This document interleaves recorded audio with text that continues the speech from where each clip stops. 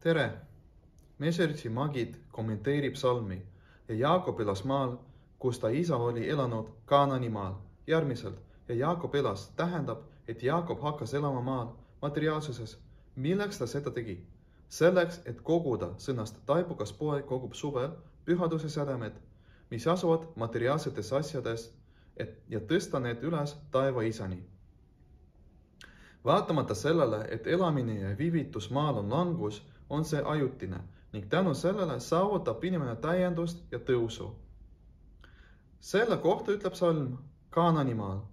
Kaanan sõnast kaubandus, nagu on öeldud prohveti Sakarias, ja sel päeval ei ole enam ühtegi kaubitsejat Knaani vägede isanda kojas. Kaubanduses kõigepealt investeeritakse raha, et hiljem saaks teenida kasumi. Nagu on öeldud õpetussõnades, üks jagab välja, aga saab üha lisa. Õpetus on järgmises. Juut ei pea taga ajama just ülevaid asju. Tema teenistus peab seisma kogumises, et puhastada ja tõsta pühaduse sädemed, mis asuvad materiaalsetes asjades. Mille nimel peab inimene seda tegema? Oma taivaisa nimel. Juute võrreldatakse mesilasega. Kõik, mida mesilas kogub ta oma peremehe jaoks. Samamoodi ka juudid. Kõik, mida juudid teevad nad seda oma taivaisa jaoks. Seda peab tegema mitte selleks, et saada autasu, vaid kogu teenistus peab olema taivaisa jaoks. Selleks, et jõuda sellise seisundini, et teenistus ei sisaldaks kõrvalist motivatsiooni, see tähendab, et teenistust ei tehta oma ego pärast, peab tegelema just lihtsate asjadega. Kui inimene tegeleb ülevate asjadega, mis on seotud arusaamisega ja mõistmisega, siis võib tekkida kõrvaline motivatsioon.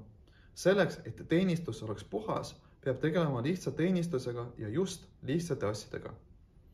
6. Lubavitši Rebe on öelnud, et lihtsate inimeste lihtsus on seotud Jumala olemuse lihtsusega.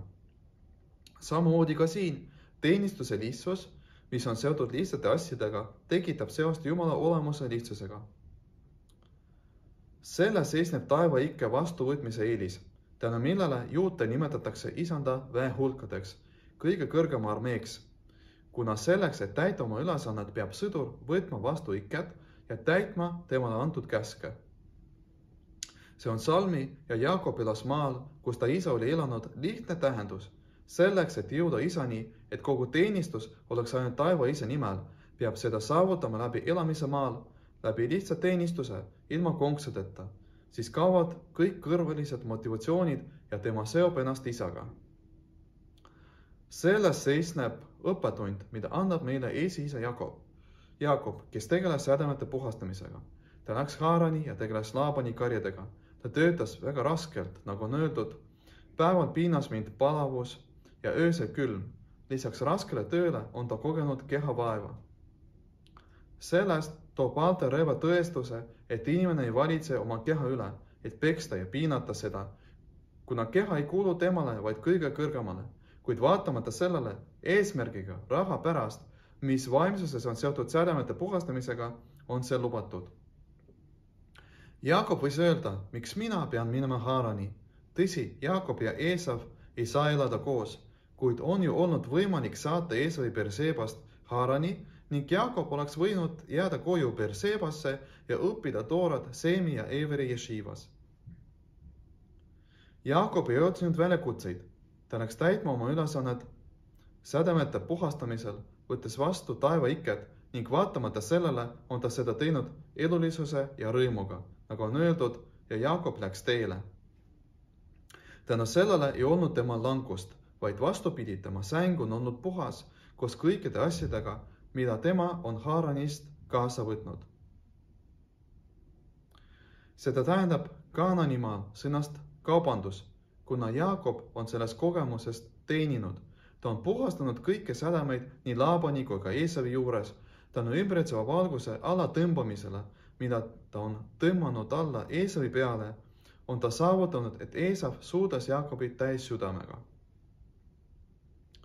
Samamoodi tähendab Kaanan kaubandust materiaalsuses. Jaakob on saanud väga rikkaks, palju rikkamaks kui varem. See on õpetus igale juudile. Jaakob elas maal, kus ta isa on elanud Kaananimaal. üks jagab välja, aga saab ühe lisa. Tänu jagamisele ja langusele teenitakse oma elatist nii vaimsuses kui ka materiaalsuses. Tänu sellele saavutatakse tasemet, kuni ma jõuan oma isanda juurdesse iiri.